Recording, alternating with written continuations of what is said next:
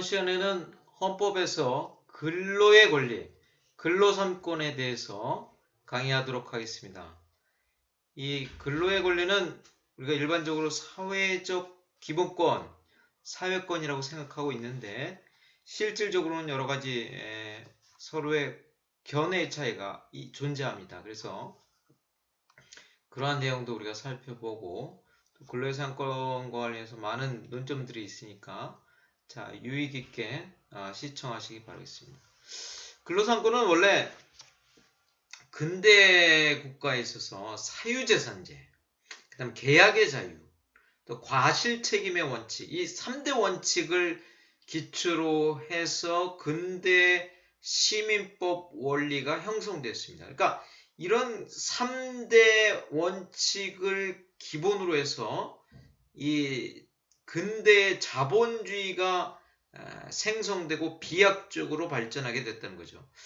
그러니까 이 자본주의 제도에 있어서는 과거의 그 중세적인 봉건 체제를 타파하고 개인의 자유 보장을 해야 되는 게 아주 핵심인데, 이 개인의 자유 보장을 위해서는 일단 사유재산제, 계약의 자유, 과실책임 원칙을 실현시키기 위해서 가장 중요한 것은 이 직업이라든가 근로의 권리가 보장되었어야 되는 거죠.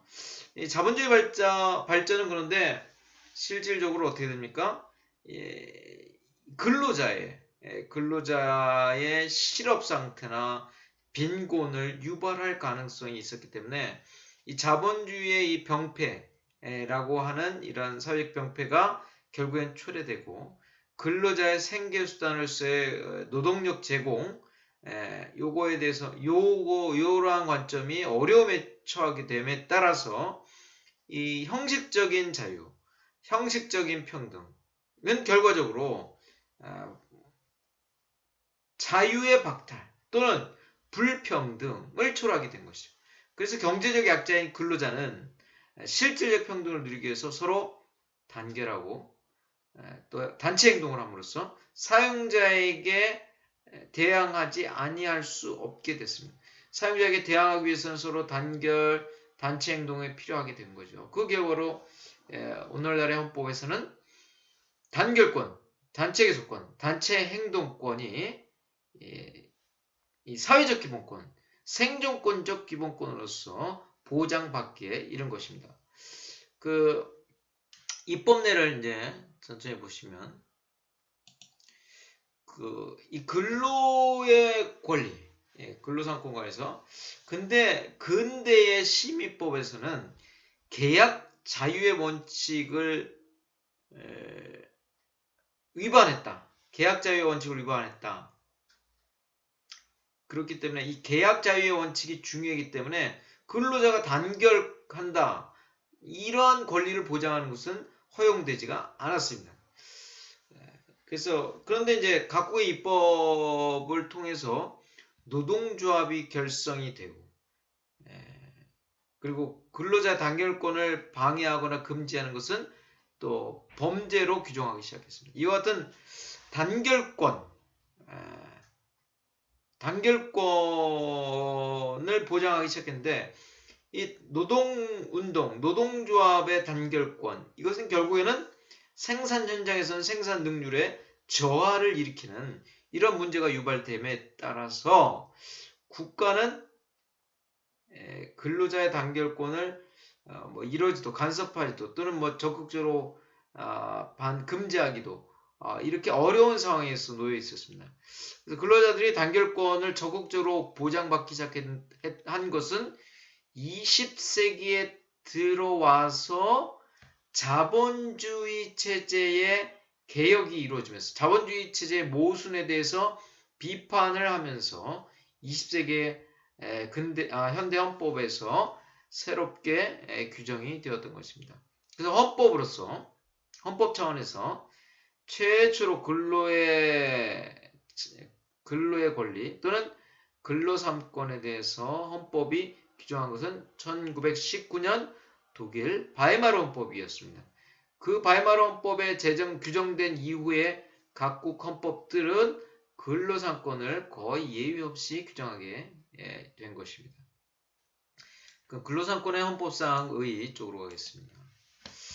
근로상권이라고 하면요, 근로자가 근로조건의 유지 향상을 목적으로, 이 목적이 이거죠. 근로자의 근로조건의 유지 향상을 목적으로 누구와? 사용자와 대등한 지위에서 교섭하고 자주적으로 단체를 결성하여 집단적으로 교섭하며 나아가서 단체 행동을 할 수 있는 권리, 단결권, 그렇죠? 단체 교섭권, 단체 행동권을 다 포함하는 개념의 근로상권입니다. 여기서 단결권, 단체 교섭권, 단체 행동권은 아주 상호간에 밀접하게 관련되어 있죠. 이 단결권은 일반적으로 노동조합을 결성하기 위한 전제가 됩니다. 노동조합을 결성하기 위해서는 뭐예요? 단결할 수가 있어야 되죠.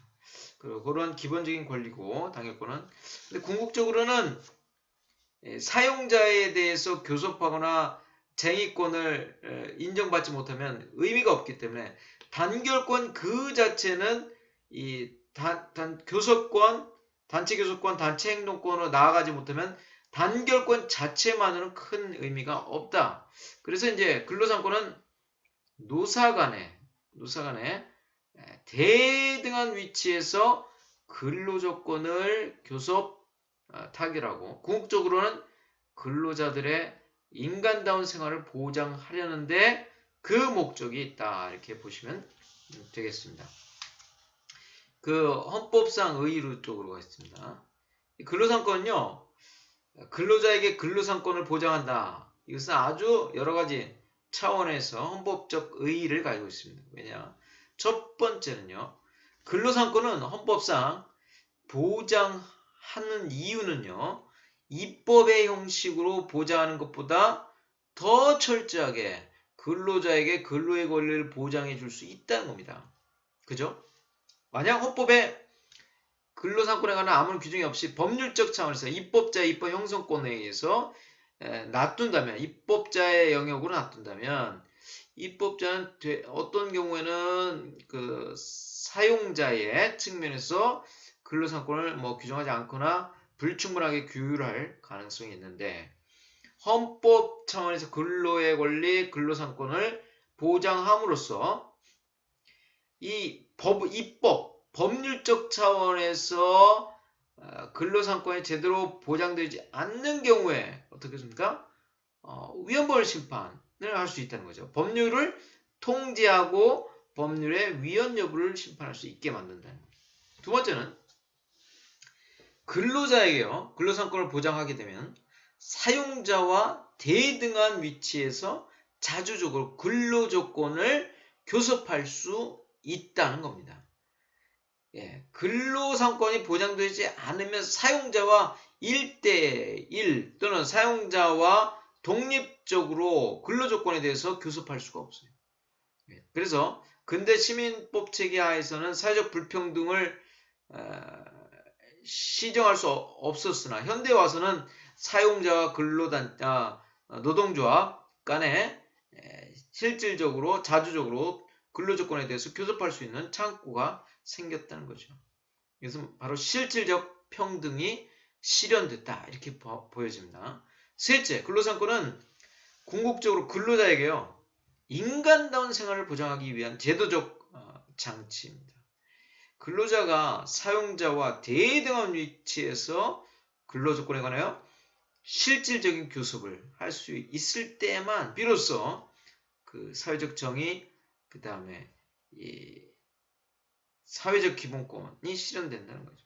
근로상권은 그래서 근로자의 권리를 실효성 있게 보장하기 위한 수단으로서의 의의를 가진다. 이렇게 볼 수가 있습니다. 근로의 권리의 근로상권은 조금 내리면 법적 성격을 살펴보도록 하겠습니다. 근로상권의 법적 성격은 자유권, 사유권, 복합권, 헌법재판소 판례와 또 이렇게 나눴습니다.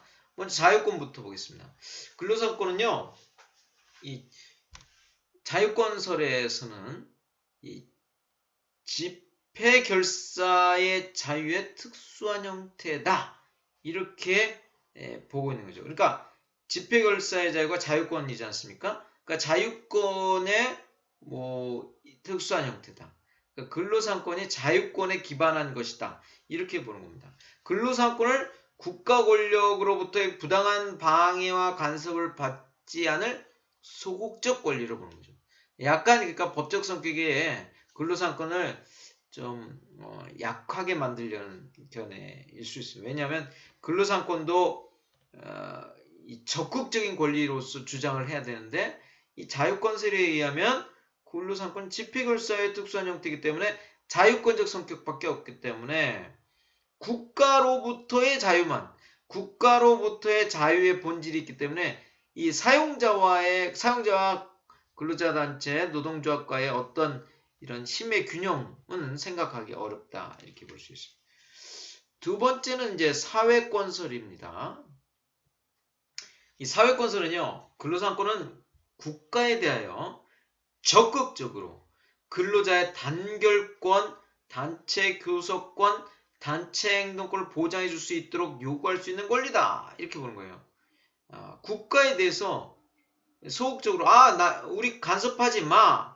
이런 게 아니라 자유권설처럼 국가 권리에 대해서 우리에 대한 권리를 간섭하지 마. 우리의 권리를 침해하지 마. 방해하지 마. 이런 게 아니라 우리의 근로자의 단결권, 단체 계속 단체 행동권을 보장해 주기 위해서 국가에 적극적으로 입법 활동을 하고 행정작용을 하고 이렇게 하라는 겁니다.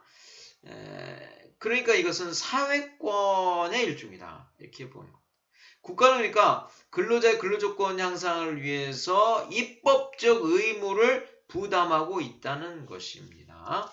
이러한 입장에서 이 근로상권은 어떻게 보냐? 사회권에서는 국가에 의한 자유로 해석되게 됩니다.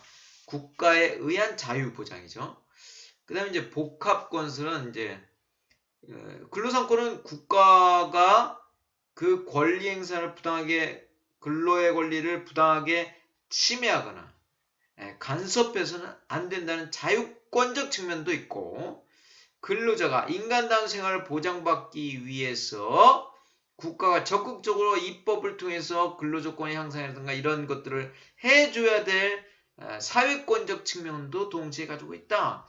그러니까 이중설 또 복합권설 이렇게 말합니다. 이런 것들을 주장하는 게 이제 복합권설이고 헌법재판소는 어떻게 하냐? 우리나라 헌법재판소는 근로상권은 자유권적 기본권으로서의 성격과 사회권적 기본권으로서의 성격을 모두 포함하는 것이어서 근로상권이 제대로 보호되기 위해서는 근로자의 권리 행사의 실질적 조건을 형성하고 유지해야 할 국가의 적극적인 활동, 즉 적절한 입법 조치를 필요로 한다. 이때 국가의 적극적인 활동이라 하면 입법자가 근로자 단체 조직, 단체 교섭, 단체 협약, 노동쟁의 등에 관한 노동조합 관련법의 제정을 통하여 노사 간의 세력 균형이 이루어지고 근로자의 근로상권이 실질적으로 기능할 수 있도록 하기 위하여 필요한 법적 제도, 법규범을 마련해야 할 의무가 있다는 것을 의미한다라고 판시해서 어떤 설입니까? 이 혼합설, 복합권설 이쪽에 입장을 취하고 있습니다. 당연하겠죠. 자유권적 성격도 있고 근로의 권리에서는 사회권적 성격도 있을 수 있죠. 그러니까 근로상권은 국가가 자꾸 근로자 단체에 대해서 이 권리 행사에서 방해하거나 금지시거나 간섭해서는 안 된다는 것도 있고 이런 자유권적 성격도 지니고 또 근로상권을 통해서 부당 노동행위 시 국가가 적극적으로 개입해서 법적 구제를 부여하는 국가의 적극적인 행위도 하고 이런 사회권설 그런 여러 가지 성질이 내포되어 있다라고 볼 수 있습니다.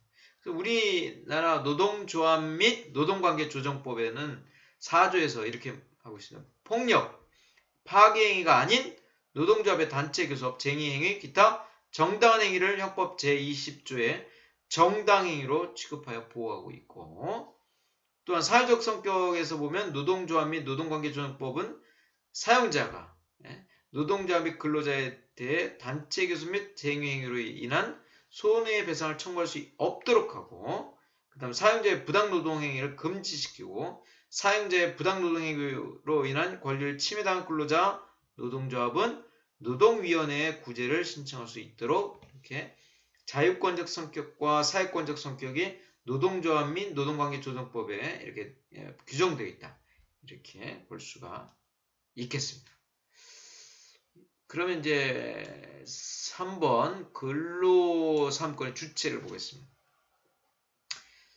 근로사무권의 주체는 이제 근로사무권의 주체는 당연히 근로자겠죠. 근로자라고 하면 직업의 종류를 불문합니다.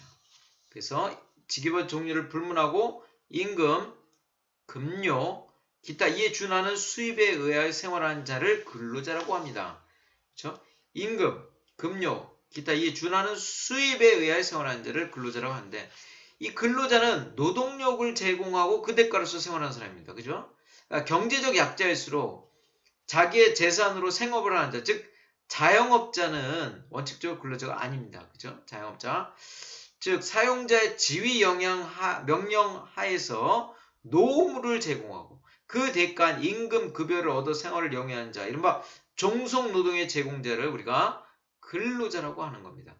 그래서 근로자는 육체 근로자이든 정신 근로자이든 불문합니다. 현재 취업 중인 자뿐만 아니라 실업 중에 있는 자도 실업 중에 있는 자가 어때요? 노동력 제공의 의사와 능력이 있는 실업 중인 자도 이 근로자에 포함되고 있습니다. 또 우리나라 국민, 내국인뿐만 아니라 외국인도 이 근로자에 포함됩니다. 다만 이제 공무원인 근로자의 경우에는 현행 헌법이 법률이 정한 자에 하나요 근로상권을 가진다고 하고 있기 때문에 일정한 범위의 공무원에 제한하여 근로상권의 주체를 인정하고 있습니다. 또 법률이 정하는 주요 방위 산업체에 종사하는 근로자는 단체 행동권이 제한받고 있습니다. 그러니까 현재 그 실업 중인 자가 노동력 제공의 의사와 능력이 있는 경우에는 근로상권의 주체가 될 수 있다. 이렇게 말씀드릴 수 있습니다. 왜냐하면 노동력 제공의 의사와 능력이 있는데도 불구하고 실업 중인 자는 근로상권의 주체에서 제외시킨다면 사용자의 부당한 해고 등에 대해서 어떤 대응할 수 있는 방법이 없기 때문입니다. 그래서 노동조합 및 노동관계조정법 제2조 4호 라에서는 이렇게 근로자가 아닌 자의 가입을 허용하는 경우 다만 해고된 자가 노동위원회에 부당노동행위에 구제 신청을 한 경우에는 중앙노동위원회에 재심 판정이 있을 때까지 근로자가 아닌 자로 해석하여서는 아니 된다. 그러니까 부당노동행위에 구제 신청을 한 경우에는 그때는 근로자로 해석해야 된다. 근로자로 본다. 이렇게 보고 있습니다. 그래서 여기 우리 법에서 노동조합 및 노동관계조정법에서 근로자에는 특정한 사용자에게 고용되어 현실적으로 취업하고 있는 사람뿐만 아니라 일시적으로 실업 상태에 있는 자나 구직 중인 자도 노동삼권을 보장할 필요성이 있다고 판시하고 있는 것입니다. 그 다음에 이제 사용자는요. 사용자는 근로삼권의 주체가 됩니까? 될 수가 없지요. 사용자는 사용자끼리 단체를 결성할 수 있습니다. 사용자 단체가 있어요. 단체 교섭의 상대방이 될 뿐이지 사용자는 근로자의 근로상권의 주체가 될 수는 없죠. 그럼 근로자가 근로상권을 행사하면 어떻게 됩니까? 사용자는 직장 폐쇄라는 것을 할 수는 있죠. 그렇기 때문에 사용자는 결국 근로상권의 주체는 될 수 없다.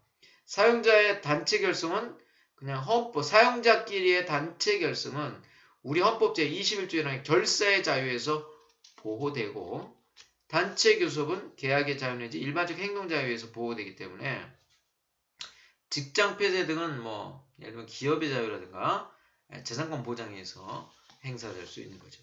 그 사용자 단체도요. 단체 결성과 단체 교섭을 할 수는 있습니다. 근데 근로상권의 주체는 되는 것은 아니다는 거죠. 그러니까 우리 헌법에서 보호하고 있는 그 근로 3권의 주체는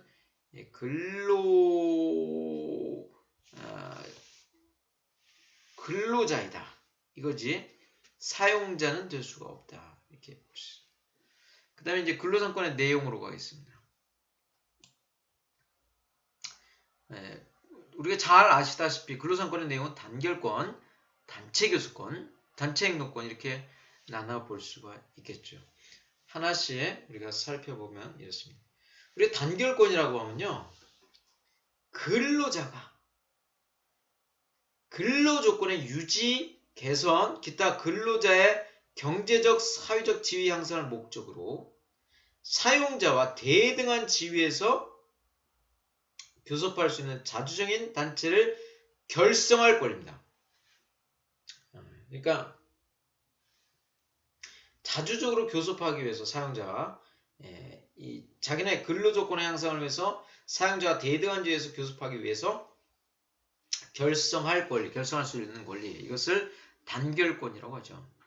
여기서 단결권의 여기서 단체는 일시적인 단체인 쟁의단체도 포함하죠. 일반적으로 어느 정도 계속성을 지닌 단체, 일명 우리가 노동조합을 의미합니다. 단결권은 근로조건의 유지 개선, 기타 근로자의 경제적, 사회적 지위 향상을 도모함을 목적으로 하기 때문에 사용자와 대등한 교섭 주체로서 자주적인 단체인 노동조합을 결성하고 이에 가입하여 일상적인 활동을 할 수 있는 권리를 말합니다.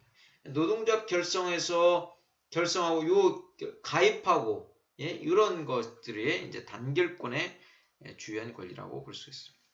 단결권은 이제 목적성과 자주성이 주요한 개념 요소인데 계속성이라는 것은 어떻습니까?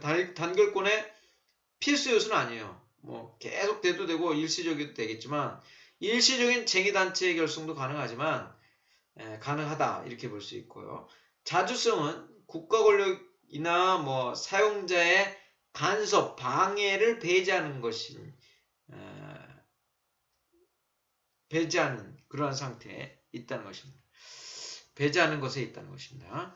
단결권은 이제 크게 개인적 단결권, 집단적 단결권으로 구분할 수 있습니다. 개인적 단결권은 뭡니까? 개개의 근로자가 노동조합 등 단결체를 결성하라. 이에 가입하고 활동함에 있어서 국가나 사용자의 부당한 개입이나 간섭을 받지 않을 권리. 개인적 단결권은 개개의 근로자가 이러한 부당한 개입이나 간섭을 받지 않을 권리를 말합니다. 집단적 단결권은요.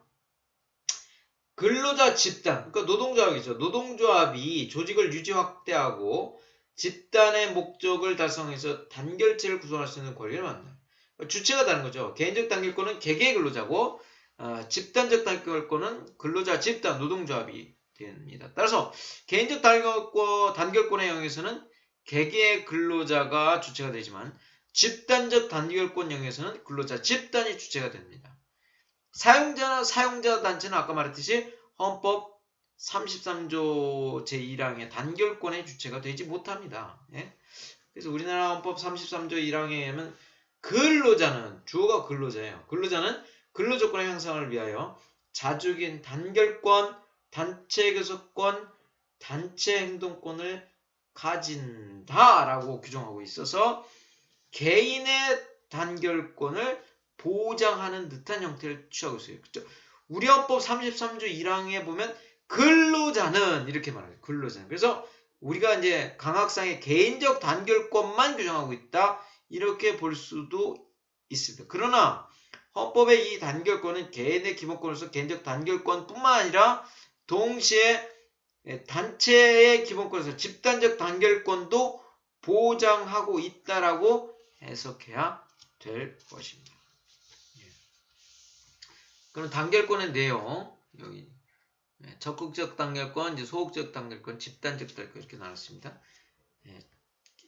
이 적극적 단결권요, 근로자가 단체를 결성하거나 노조에 가입하여 활동함에 있어서 국가나 사용자의 부당한 간섭 방해를 받지 않을 권리를 뭐라 그럽니까? 적극적 단결권이에요. 적극적으로 근로자가 단체를 결성하거나 노조에 가입하거나 가입하려고 하는데 국가나 사용자 등에 의해서 부당한 간섭 방해를 배제할 권리, 이것을 적극적 단결권이라고 말합니다. 근로자의 단결을 금지하는 법률은 위헌이겠죠. 근로자가 노동조합에 가입하지 않을 것 또는 노동조합으로 탈퇴할 것을 조건으로 하는 계약을 근로자와 사용자가 강요하는 것. 이것은 무슨 계약입니까? 환경계약, 누런계약, 옐로우덕. 그래서 요 근로자가 노동조합에 가입하지 말아라. 근로자는 노동조합으로서 탈퇴해라 하는 것을 조건으로 하는 이 계약은 환경계약을 하는 것은 환경계약을 체결했는데 그 환경계약의 위반을 이유로 근로자를 해고하는 것은 또 위헌이다. 이렇게 볼 수 있습니다. 왜냐? 적극적 단결권을 침해하기 때문에. 소극적 단결권으로 가겠습니다. 예, 소극적 단결권은요. 아니 근로자가 이 노동조합 단체에 가입하지 않을 권리. 단체로부터 이 마음에 안 들어. 가입하고 싶지 않아. 단체로부터 탈퇴할 권리. 이것은 이제 소극적 단결권이라고 말합니다. 그러면 이 소극적 단결권이 이 단결권에 포함되느냐의 문제가 발생하는데 소극적 단결권도 단결권에 포함된다는 견해도 있고요. 소극적 단결권 생존권으로서의 단결권 소극적 단결권은 단결권에는 인정되지 않지만 소극적 단결권은 생존권, 사회적 기본권으로서의 단결권은 인정되지 않지만 결사의 자유에 의해서 인정돼야 된다는 견해도 있고 소극적 단결권은 일반적 행정자유권, 헌법에 열거되지 않은 자유권으로 보장해야 된다는 이러한 견해도 있습니다. 근데 소극적 단결권은요, 단결권의 일부로 인정되지만요, 적극적 단결권의 실효성 보장을 하기 위해서 법이 허용되는 일정한 범위 내에서는 가입 강제도 인정된다는 게 우리 노동조합 및 노동관계조정법 81조 제2호 단서에 단결 강제하는 유니언샵 규정이라는 것입니다. 예, 그거는 설명할 기회가 있으면 또 설명하겠습니다. 그 다음에 집단적 단결권이요. 우리 집단적 단결권은요, 근로자 집단, 그러니까 노동조합이 조직을 유지 확대하고 집단 목적을 달성하기 위해서 단결체를 구성할 수 있는 권리를 우리가 집단적 단결권이라고 합니다. 단위별 노동조합이 산업별 노동조합이나 노동조합 총연합단체를 결성하는 것이 이해하겠습니다. 그러니까 단위별 노동조합이 산업별 노동조합이나 노동조합 총연합단체를 결성하는 것, 이런 것들이 집단적 단결권에 해당한다고 볼 수 있습니다. 그러니까 근로자 집단은 미가입 근로자의 가입을 권유하거나 다른 근로자 집단과 연합하여 단결체를 결성할 수 있기 때문에 조직의 존립 확대를 위해서 구성에 필요한 통제를 가할 수가 있게 됩니다. 복수의 연합단체 결성도 그래서 허용된다, 이렇게 볼 수가 있습니다. 복수의 연합단체 결성하는 것은 예를 들면 이제 한국노총도 있고 민주노총도 있고 여러 이런 노총들이 설립될 수 있다는 거죠.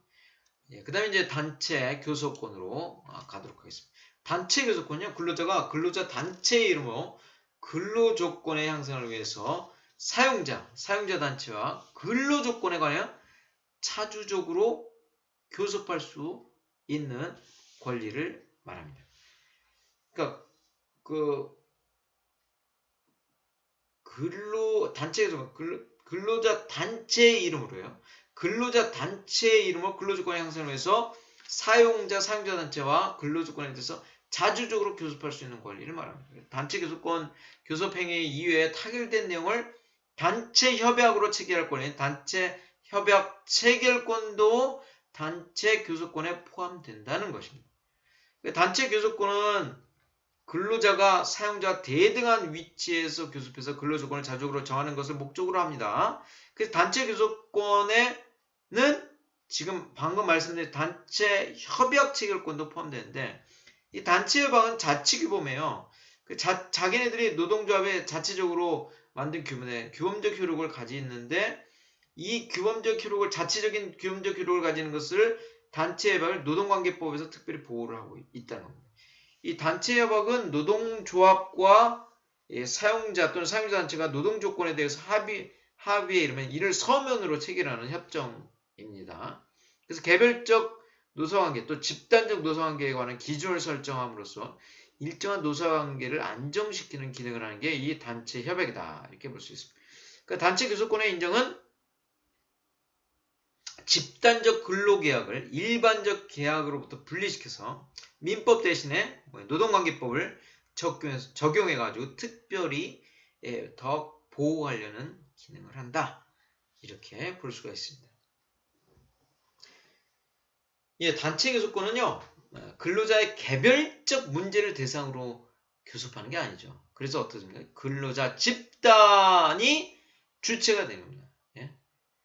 근로자 집단. 그래서 근로자가 개별적으로 단체 교섭권의 주체가 될 수 있는 것은 아니고 근로자 단체가 그 주체가 됩니다.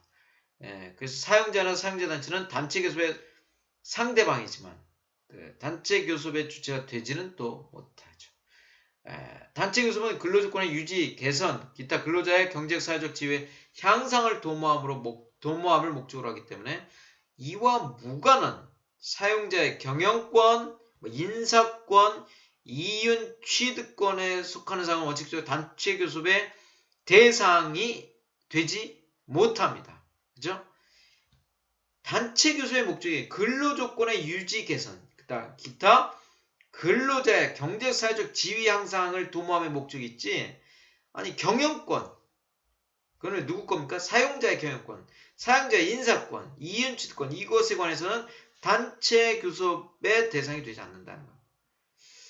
사용자가 단체 교섭을 한 것을 이유로 정당한 이유 없이 단체 교섭을 거부하거나 해태하는 경우에는 부당노동행위가 된다는 거죠. 사용자는 그래서 단체 교섭을 이유 없이 거부하거나 막 해태하거나 이렇게 할 수가 없다는 겁니다.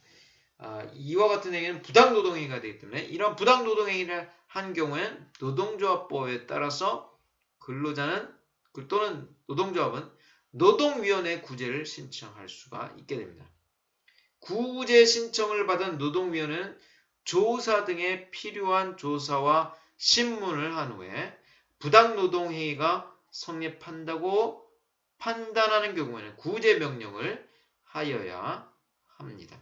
구제명령을 받은 후에 중앙노동위원회에 재심을 신청하지 않거나 행정소송을 제기하지 않은 경우에는 노동위원회의 명령은 확정력을 갖게 되어서 반드시 준수해야 됩니다.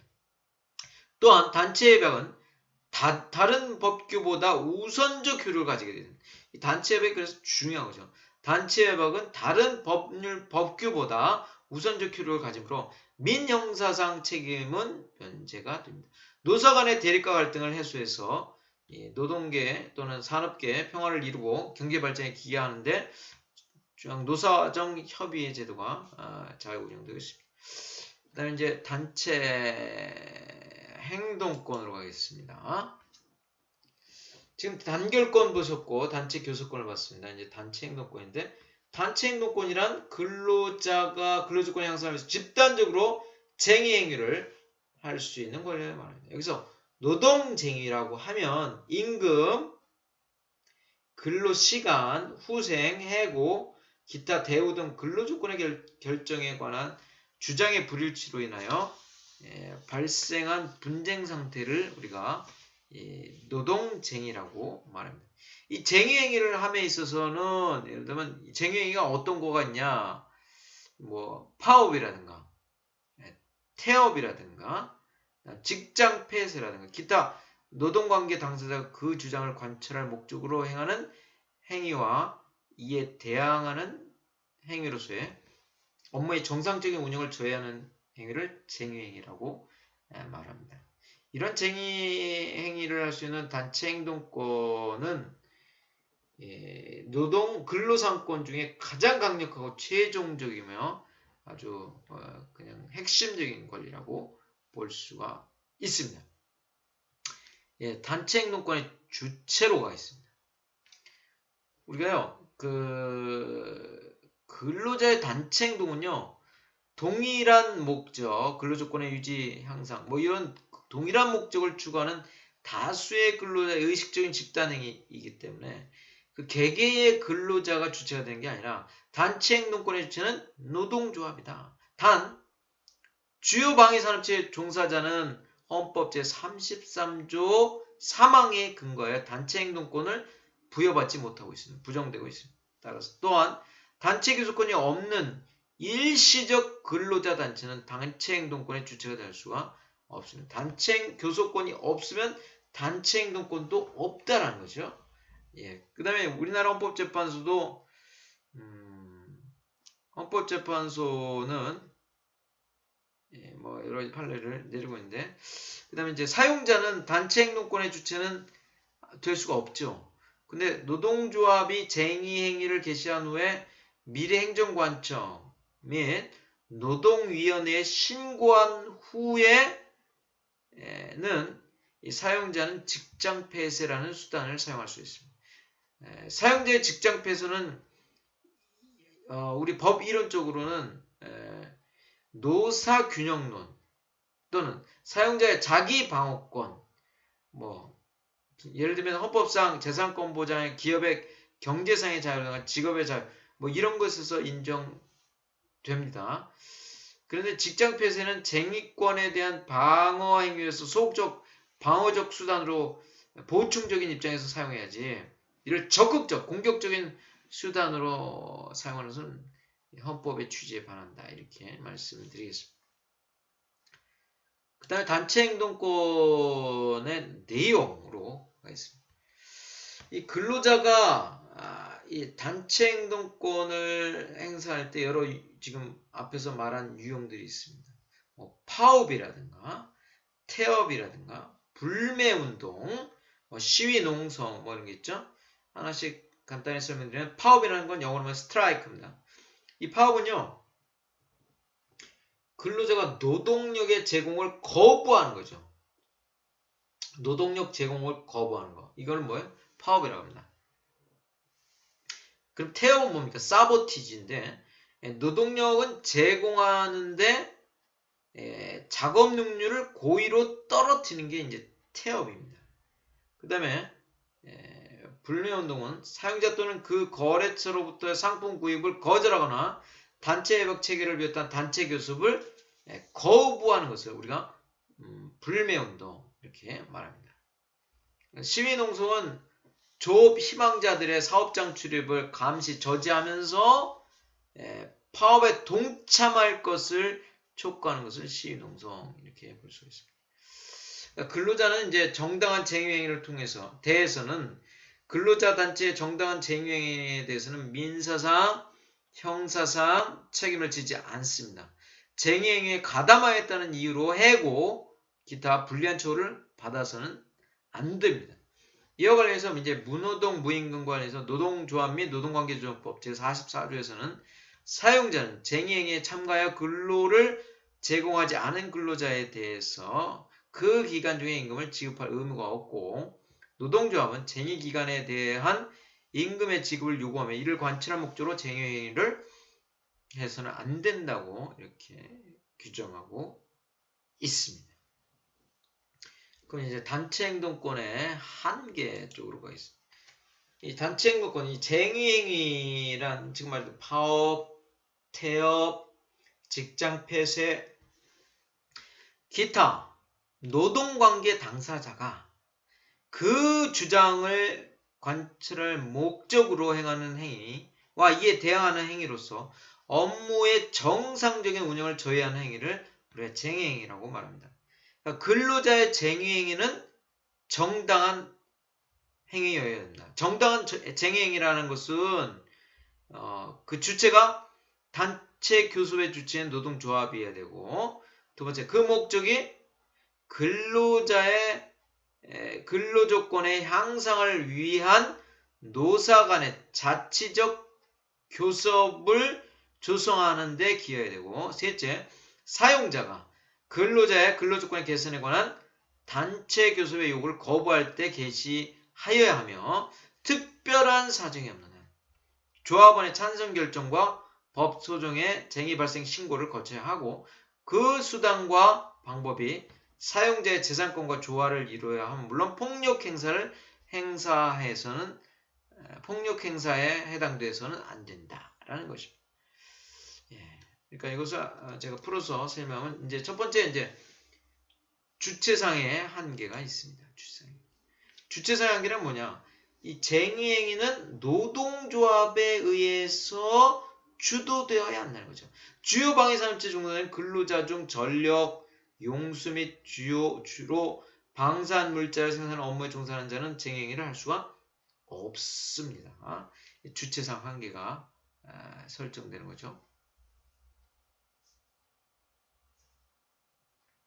그 다음에 이제 목적상 한계인데 목적상 한계는 근로조건의 유지 개선과 근로자의 경제적 사회적 지위 향상을 도모하기 위한 것이어야 됩니다. 그러니까 이와 무관한 이념 투쟁을 하는 것, 정치 투쟁의 수단으로 이용된 정치 파업은 허용되지 않습니다. 노동관계법의 개폐나 최저임금제, 근로조건, 노동정책 관련된 정책 파업을 의미하는 산업적 정치 파업은 그러나 허용된다. 이렇게 보시면 되겠습니다. 그 다음에 절차상 한계. 이 쟁의행위는요, 민주적 절차를 거쳐야 됩니다. 단체교섭의 요구를 사용자가 거부하거나 근로조건의 결정에 관해서 당사자 간의 주장에 불일치가 있는 등 분쟁 상태가 발생한 때에 어느 일방이 상대방에 대하여 서면으로 통보를 하고 법소정의 조정 절차를 거쳐야 합니다. 또 조합원의 직접 비밀 무기명 투표에 의한 조합원 과반수의 찬성으로 쟁의 행위를 결정해야 합니다. 방법상 한계로 있습니다. 쟁의 행위는요, 폭력이나 파괴행위 또는 생산, 기타 주요 업무에 관련된 시설과 이에 준하는 시설로서 대통령이 정하는 시설을 점거하는 형태로 이를 행할 수는 없습니다. 폭력이나 파괴행위 또는 생산, 기타 주요 업무에 관련된 시설을 등 대통령이 정하는 시설을 점거하는 형태로 해서는 안 된다. 또한 사업자의 안전보호시설에 대해서 정상적인 유지 운영을 정지, 폐지 또는 방해하는 행위는 쟁의행위로서 행할 수가 없다라고 규정하고 있습니다. 노동조합이 사용자의 의사에 반해 생산수단을 자기의 지배하에 두는 경영의 장악까지 하는 생산관리는 사용자의 재산권에 대한 중대한 침해로서 허용되지 않는다라고 보시면 되겠습니다. 근로상권의 효력, 대국가적 효력. 근로상권은 국가에 대해서도 효력을 가진다. 대국가적 효력을 가진다. 당연히 이론의 여지가 없습니다. 그러니까 이 근로조건의 개선 유지, 근로자의 지위 향상을 위한 노동자의 단결권 행사를 금지, 방해, 침해해서는 아니 되고 이를 이유로 처벌해서는 안 된다. 이렇게 볼 수 있습니다. 또 단결권은 사회권적 기본권이기 때문에 그 실현을 위해서 적극적으로 청구할 수 있는 권리도 있습니다. 그러니까 근로자가 사용자의 부당노동행위 등으로 인한 단결권 행사가 방해받은 경우는 국가에 대해서 법적 보호를 청구할 수가 있다는 것이죠. 사인적 효력, 대사인적 효력, 그래서 뭐 간접적 효력설, 뭐 직접적 효력설 여러 학설이 있습니다. 뭐 대부분은 이제 간접적 효력설의 입장에 가 있다는 거죠. 그 다음에 이제 그 근로상권의 한계와 제한 쪽으로 있습니다. 한계. 공무원인 근로자의 근로상권의 제한. 공무원은 우리 헌법 33조 2항에 공무원인 근로자는 법률이 정한 자에 한해 단결권, 단체교섭권 및 단체 행동권을 갖는다고 해서 제한적으로만 공무원이 근로상권을 갖도록 해놨습니다. 여러 가지 뭐 이유가 있는데, 이제 다만 이제 사실상 노무에 종사하는 공무원에 한해서는 근로상권을 보장을 하고 있습니다. 헌법재판소 판례 이런 것들을 참조하시기 바랍니다. 그 다음에 이제 주요 방위 산업체에 종사하는 근로자의 단체 행동권의 제한. 우리 헌법 33조 3항에는 법률이 정하는 주요 방위산업체에 종사하는 근로자의 단체 행동권은 법률이 정하는 바에 하나의 일을 제한하고 인정하지 아니할 수 있다. 그래서 주요 방위산업체에 종사하는 근로자에 대해서는 단체 행동권을 제한해 놓고 있다는 거죠. 제한, 헌법 37조 2항에서 법률로서 국가안전 질서지 공공복리를 위해서는 제한할 수 있다. 이렇게 보고 있습니다.